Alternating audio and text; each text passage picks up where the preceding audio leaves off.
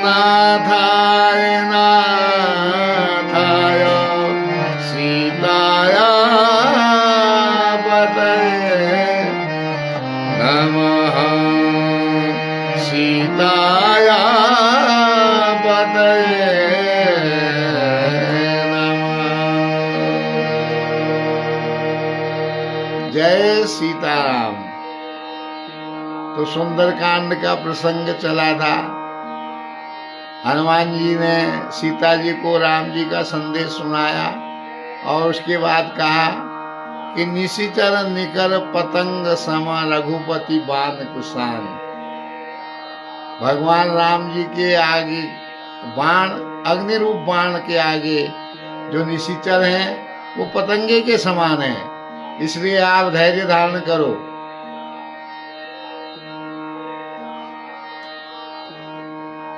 राम जी अवश्य आएंगे और आपको ले जाएंगे। निशिचर निकर पतंग समान रघुपति बाण कुशान। जननी हृदय धीर धरो जरे निशाचर जान। तो आप धैर्य धारण करिए।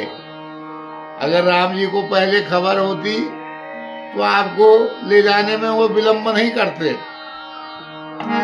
जो रघुवीर होती सुधि पाई करते नहीं विलंब रघुराई। राम बाण राम बाण रवि जानकी तम बरूथ कह जातु धान की। तम बरूथ कह जातु धान की।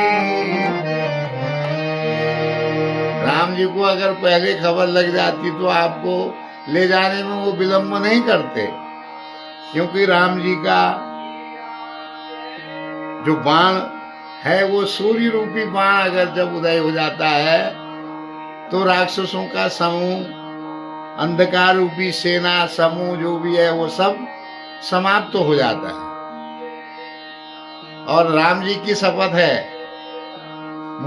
मैं अभी आपको यहाँ से ले जा सकता हूँ, लेकिन मुझे मेरे प्रभु मर्यादा पुरुषोत्तम भगवान श्री राम जी की आज्ञा नहीं है, इसलिए मैं आपको नहीं ले जा सक रहा हूँ। अब ही माँ तुम्हें जाऊ लवाई। प्रभु आय सुनहि राम दुहाई। कछुक दिवस जननी धरु धीरा। कछुक दिवस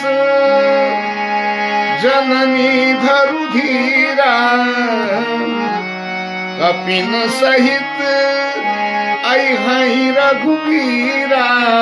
निशिचर मारी तो ही लई जय हई। तिहु पुर नारदादी जसु गए हई। कह रहे कि मुझे तो मेरे राम जी की आज्ञा ही नहीं है, मेरे प्रभु की। हनुमान जी सेवक हैं, जितना आज्ञा दिया जाएगा उतना ही करेंगे। सेवक का कार्य यही है कि स्वामी जितनी आज्ञा दे उससे इधर उधर कोई कार्य न करके उनकी आज्ञा का पालन करे। तो कह रहे हैं कि आप कुछ दिन धैर्य धारण करिए। राम जी वानरों के समूह सहित यहाँ आएंगे और राक्षसों को मारकर आपको ले जाएंगे यहाँ से। और नारद आदि जितने भी ऋषि मुनि लोग हैं सभी राम जी का गुणगान करेंगे। लेकिन सीता जी फिर हनुमान जी से कहती है सुख कपि सब तुम ही समाना। जातु धान अति भट बलवाना, मोरे हृदय परम संदेहा, मोरे हृदय परम संदेहा, सुनु कपि प्रकट कीन निज देहा।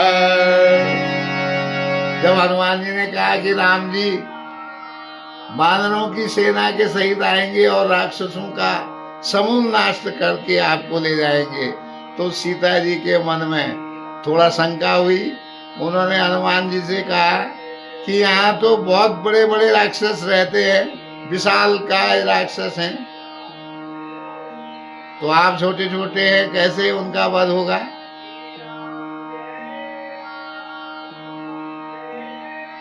मेरे मन में संदेह पैदा हो रहा है। ऐसा कहा तो हनुमान जी ने अपना रूप प्रकट किया। और कैसा रूप प्रकट किया? कनक भूधरा कार शरीरा, समर भयंकर अति बलवीरा, कनक भूधरा कार शरीरा, कनक भूधरा कार शरीरा, समर भयंकर अति बलवीरा। तो हनुमान जी ने जब अपना रूप प्रकट किया तो सोने के पर्वत के आकार का, कनक भूधराकार शरीरा, सोने के पर्वत के समान, विशाल पर्वत के समान था, जो युद्ध में शत्रुओं के हृदय में भय उत्पन्न करने वाला था, अत्यंत बलवान और वीर। इस प्रकार का रूप जब हनुमान जी ने सीता जी को दिखाया तो सीता मन भरोस तब भय, सीता मन, सीता मन, सीता मन भरोस तब भय, पुनि लघुरूप पवन सुत लय। सीता जी के मन में जब भरोसा हो गया तो हनुमान जी फिर अपने छोटे रूप में आ गए हैं और कहते हैं, सुन माता शाखा मृग, नहीं बल बुद्धि विशाल, प्रभु प्रताप गरुड़ ही, खाई परम लघु व्याल, प्रभु प्रताप गरुड़ ही, खाय परम लघु व्याल। हे माता सुनो, हम वानरों में बल और बुद्धि नहीं होती है, ये तो भगवान मेरे प्रभु राम जी का प्रताप है कि गरुड़ तो सर्प को खाता ही है, लेकिन सर्प भी कभी भगवान का प्रताप होगा ऐसा तो सर्प भी गरुड़ को खा जाता है। अत्यंत, कहने का मतलब है कि अत्यंत निर्बल भी जो है वो बलवान से बलवान को मार सकता है। ये प्रभु की का सामर्थ्य है, प्रभु की कृपा है। तो इस प्रकार हनुमान जी सीता जी से कह रहे हैं, आज यहीं तक प्रसंग होगा, कल फिर इससे आगे। सुमिरि पवन सुत पावन नाम, अपने बस करि राखे राम, जो रघुवीर होति सुधि पाई, करते नहीं विलंब रघुराई, राम बाण रवि में जानकी, हम मरु मुख कह जातु आनकी, अवहि मातु मैं जाऊं नवाई, प्रभु आय सुनहि राम दुआई,